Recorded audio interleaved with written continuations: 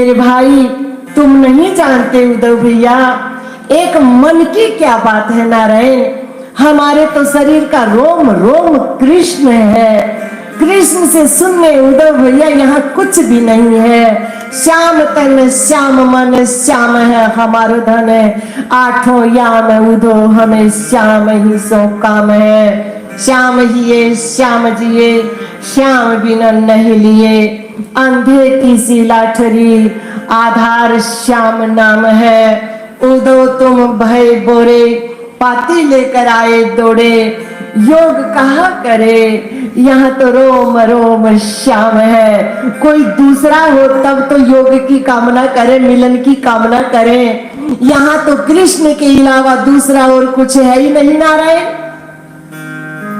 उद्धव तो दंडोत प्रणाम किए, महाराज भगवान ने इसलिए मुझे भेजा था। मेरा मन समाधि में रहता तो ठीक है, और समाधि से बाहर आते अहंकार से भर जाता है। और ये देवियां धन्य हैं, इनको मैं बार बार नमन करता हूँ। जिनका मन समाधि में रहता है तो कृष्ण हमारा जाप करे, हम करे विश्राम, और समाधि से बाहर आते ही मन कृष्ण से भर जाता है। थोड़ी देर के लिए आए थे, 6 महीने हो गए। अब देवियों भगवान इंतजार कर रहे होंगे, मुझे चलना चाहिए तो जाओ भाई, कौन मना कर रहा है। तो कोई संदेश लो महाराज, फिर भोली भोली बातें कर रहे हो। कभी तो ब्रह्म बनकर ब्रह्म का उपदेश देते हो, और कभी ब्रह्म का संदेश ब्रह्म के द्वारा भेजने की बात कर रहे हो। सो तो ठीक है देवियों, लेकिन हमारे मन दशा अब बड़ी विचित्र हो चली है। जब तक मन को संकल्प का सहारा नहीं मिलेगा तब तक मन शरीर का साथ नहीं देगा, और शरीर का साथ नहीं देगा तो शरीर वहां तक पहुंचने में असमर्थ ही रहेगा। इसलिए देवियों संकल्प का सहारा चाहिए, संकल्प की लट्ठी चाहिए, संकल्प का आधार चाहिए मन को बाहर रखने के लिए। तो ठीक है महाराज, ले जाओ संकल्प, कह देना आ जाएंगे। इसी संकल्प को लिए जा रहे हैं, जाकर बोलना है, बुलाया है आपको, ब्रजवासियों ने आपको बुलाया है। भगवान श्री ने देखा बात बन गई। आओ ज्ञानी जी, कैसी रही आपकी यात्रा। भगवान आप तो कर्तुम अकर्तुम अन्यथा कर्तुम सर्वसमर्थ हो, लेकिन महाराज मेरे बस का काम नहीं, आपको जाना चाहिए नारायण। ओ उद्धव आओ, तुमको दिव्य वृंदावन धाम का दर्शन कराता हूँ। वो देखो गोपी और कृष्ण दो नहीं, राधा और कृष्ण दो नहीं, एक ही ज्योति के दो नाम हैं। ये तो आने वाले साधकों के लिए गोपियों का जीवन दर्पण का काम करता है। मेरे मार्ग में कोई जिज्ञासु आना चाहे तो पहले गोपिकाओं के जीवन में झांक ले। इस प्रकार से जीवन यापन करने की क्षमता हो तो मेरे मार्ग की तरफ आगे बढ़े, वरना जहां है वहीं बना रहे। उद्धव धन्य हुए। अब कंस के ससुर जरासंध ने 17 बार मथुरा नगरी पे चढ़ाई की, हार गया। 18वीं बार कालियवन का सहारा लिया। भगवान ने मथुरा नगरी का त्याग किया, नई द्वारिका नगरी का निर्माण किया। भगवान श्री अट्टालिका पे विराजमान है। शरीर की उम्र 50 वर्ष हो चली। नारद जी महाराज आ गए। क्या बात है भगवान, तो कहा 25 वर्ष हो गए, दुष्टों से भिड़ते भिड़ते घर वाले शादी विवाह की चर्चा ही नहीं कर रहे। ये बात है भगवान, मैं जाता हूँ। अभी भगवान कुंडलपुर गए हैं।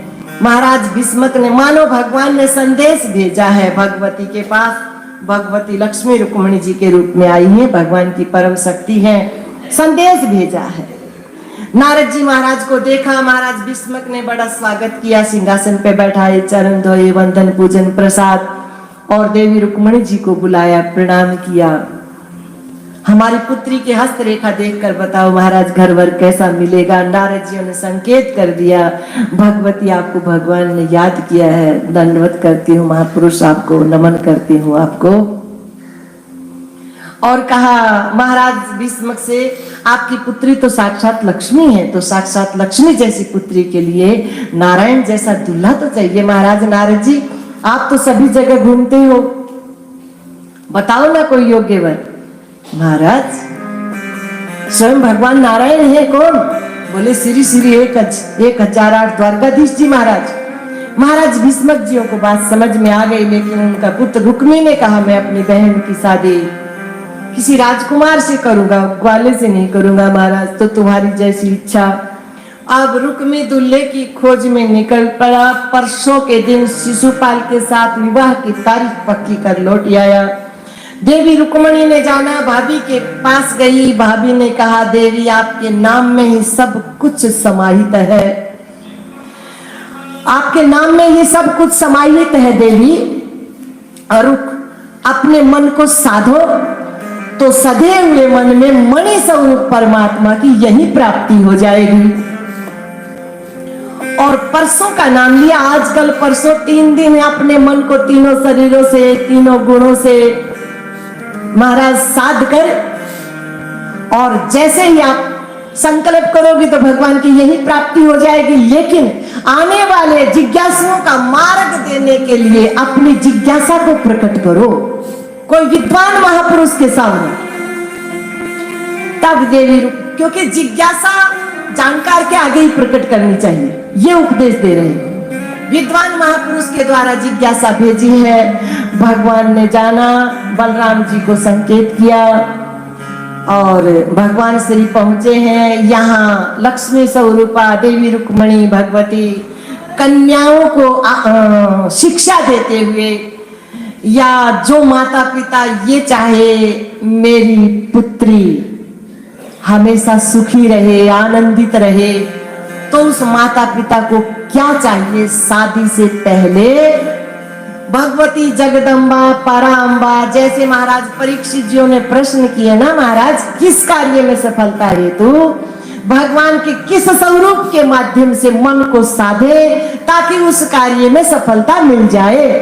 तो सुखदेव जी महाराज ने यही कहा, दाम्पत्य जीवन सुखद की यदि कामना है तो भगवती जगदम्बा पराम्बा की पूजा के माध्यम से वो कन्या अपने मन को साधे और सधे हुए मन में संकल्प करे तो सुखद जीवन होता है महाराज। दाम्पत्य जीवन आनंदमय होता है। यही उपदेश देती हुई भगवती रुक्मणी जी मानो अपने एक स्वरूप से दूसरे स्वरूप की पूजा कर रही है महाराज। गजाननम भूतगणातिसेवितं कपित जम्बो फलचारु भक्षणम उमासुतं शोकविनाशकारकं नमामि विघ्नेश्वर पाद पंकजम।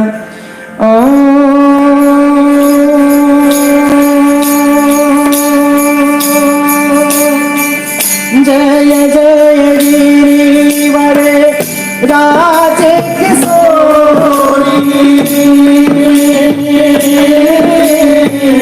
जय महेश्वर मुखचंदत कोरी, जय गौरी माँ तेरी जय हो गौरी माँ, जय गौरी माँ तेरी जय हो गौरी माँ। जय गजवदन सदानंद माता, जगत जननी दामिनी दुतियाता, जय गौरी माँ तेरी जय हो गौरी माँ, जय गौरी माँ तेरी जय हो गौरी माँ। भाव भाव विभाव पराभाव कारिणी,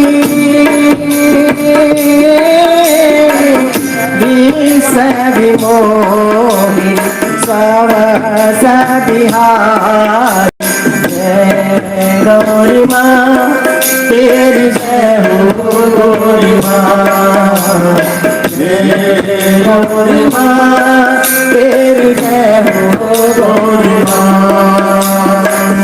देवी पूजी पद कमल तुम्हारे, सूर्य मुनि सब होई सुखारे, जय गौरी माँ जय हो गौरी माँ।